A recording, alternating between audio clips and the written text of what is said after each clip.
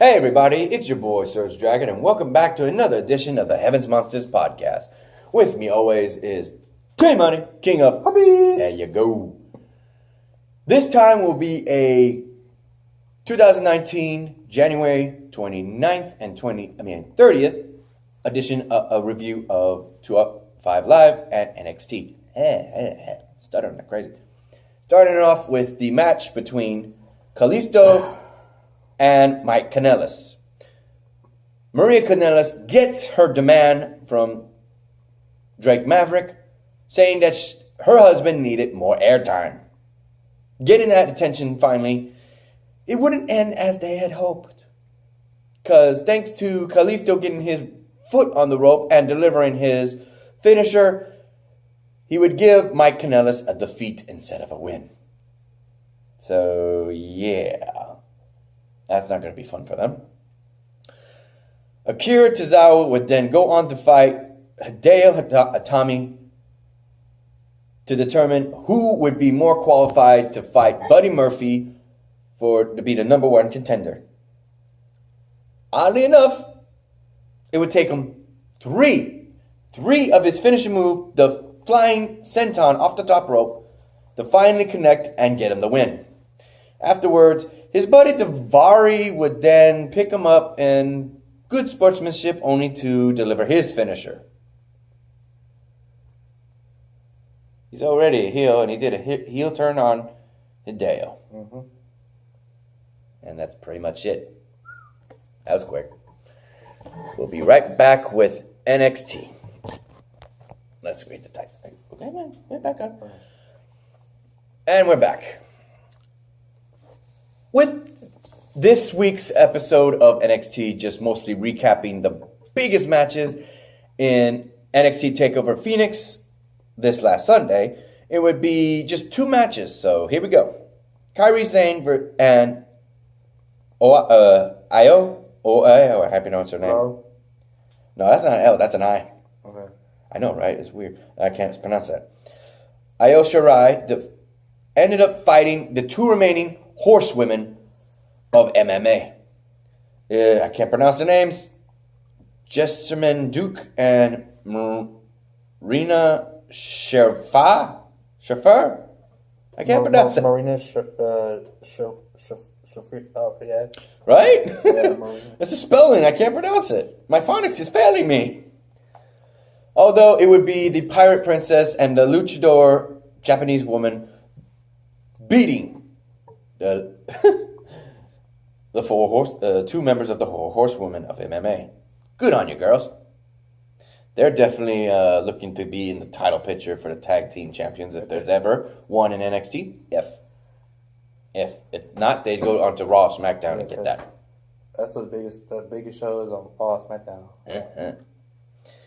It would be then later on the Street Profits fighting former NXT. He's currently NXT. Former TNA wrestler, Gunner. But he would not be fighting in this match. No. It would be his two buddies from the Forgotten Sons. Ultimately, thanks to the distraction from former known Gunner, it would be the Forgotten Sons defeating the Street Profits. Damn! I'm hoping they win. They had weird looking gear, though, the Street Profits. Mm-hmm. Their titties were all hanging out. Yeah, I know. You did not want to see that. Alright, ladies and gentlemen.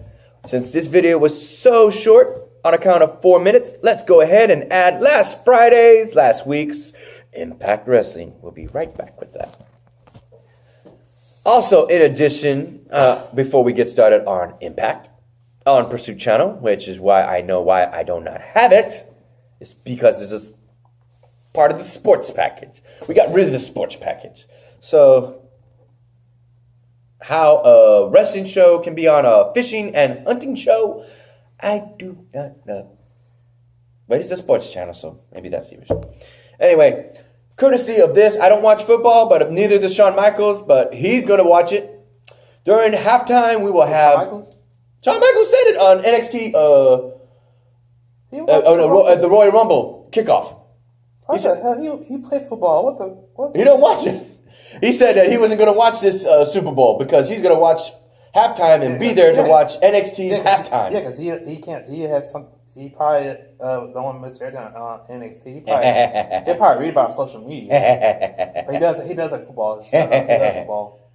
He said he's not gonna watch it. Yeah, he's not gonna watch it. He can't watch both at the same time. During the halftime, we will have the NXT champion Tommaso Ciampa, the new North American NXT champion Johnny Gargano, the first former North American champion Adam Cole, baby, versus Aleister Black, Velveteen Dream, and former North American champion Ricochet in a halftime heat match. Which, it's basically a 6-man match. I don't know if it's tornado rules or it's going to be just tag. I don't know. We'll find out during the Super Bowl this Sunday. Also, we got this Worlds Collide special where all 3 programs on WWE Network, 205 Live, NXT, NXT UK will fight in a tournament to see who can win and get their pick on who they're going to fight on the champion on each of their respective brands. Will it be Buddy Murphy on 205 Live? Will it be Tommaso Ciampa on NXT? Or Pete Dunne, the Bruiserweight, on NXT UK? Okay, let's do this. I'm going to rush through this. At the beginning, it's Mexico City, ladies and gentlemen, for last week. I don't know if they're still in Mexico for this week, this tonight's special. I got to go on Twitch and see if I can watch it there. I haven't tested that yet. Because it's on Pursuit Channel and Twitch. So, first match of the night would be X Division champion Rick Swann versus Jose it sounds like a Viking. Jose. Haijo, something like that. Oh, Del Vaquigo in a non-title match. The winner would be Rick Swann. The OVA comes out again saying that it was Sami Callihan that took him off the streets and helped him feed his baby girl and his wife. Ooh, man, that just pushes in those buttons. He's not joining after that, after he brought that up. He said, screw you guys. Oh, you might like this one. During the backstage interview with Melissa Santos, the ring announcer of Lucha Underground, since they're in Mexico City, would interview Kara Hogan and Janera Grace. I hope I pronounced that right. And they're getting their opinion on how Rosemary is going to deal with Su Yung and Dark Alley. Ultimately, they would feel her presence and a monitor in the back saying, "The darkness will take you as well. Do not interfere." R for Rosemary. It would then go on, since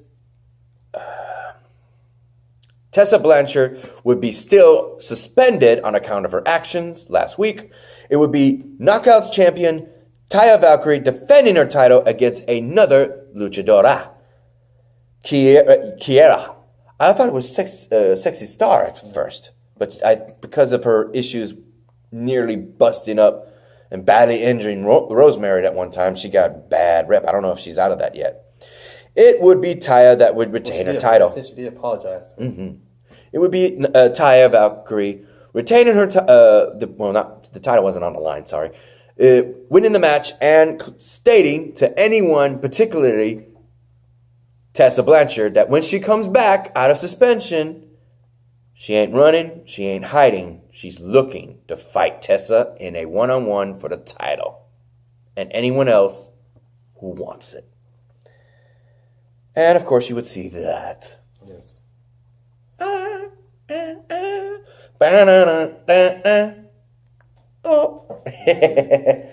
She's working out, ladies and gentlemen. It would be announced that in 3 weeks, well, back then, 2 weeks now, prior, in February 15th, the debut of Scarlett Bordeaux. Did I pronounce that right? Yeah. Just checking. Because I know you got to get that name right.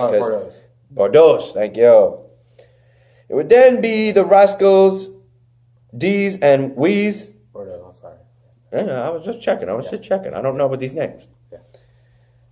Versus the DZ Hit Squad. Desi. See what I tell you? You just corrected me when I said it. I don't know these names. And ultimately, the Rascals defeat the Hit Squad with their signature move, where one does a flip and the other pushes him right into the freaking standing flip splash. I don't even know what the fuck you call that. That is badass. I love it. I would love to integrate that with one of our lightweight buddies like Raymond and Xavier. Maybe Farrell if he's wants to be a high flyer. Mikey? I don't know. I think he's more of a commentator or announcer. You know what I mean? Maybe a ref. Timekeeper. He's always the timekeeper, though. That's our buddy. Timekeeper Mikey.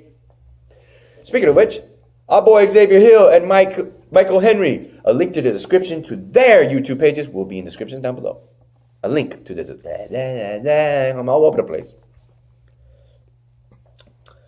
It would be Ethan Page versus Try. Okay, I don't know why. Ethan Page is defeated by Try. I'm like, who's Try? Mexican wrestler, I guess. Bye-bye. Finally, we would have World Champion Johnny Impact versus Killer Cross with Moose in his corner for the World Championship match. Ultimately, Brian Cage would appear out of nowhere and attack both men in a no contest. You would think it would be a disqualification, but since he attacked both people, no contest. And it would heat up into a fight between all four men except one difference. Brian Cage and Johnny Impact are fighting everyone else, except Killer Cross and Moose are fighting together. It would then be between them be a understanding that my enemy of my enemy is my friend, but I'm still going to beat your ass, given the opportunity situation. They would lock eyes at each other, Impact and Cage, and that would be the end of the show. So are they going to tag team against those two? Or will we have a triple threat or a fatal four-way maybe with Moose? That's going to look bad. I know. It would be better if this Cross and Cage would be a triple threat match. Yeah. That would be interesting. So, ladies and gentlemen, that is it. Thank you for watching this. We were 13 minutes in. I hope you enjoyed. If you liked this video, give it a thumbs up. If you didn't, give it a thumbs down. Hit that subscribe button if you like the content, and hit that notification bell for the next Heavy Monsters podcast. Thank you, and good night. Oh, another thing. New episode of WOW, Women's of Wrestling on Access TV. Along with a new episode of Japan Wrestling. New Japan Wrestling. Check it out on Access TV. Bye. Anything else you want to add? I think I'm good. All right. Bye. Bye.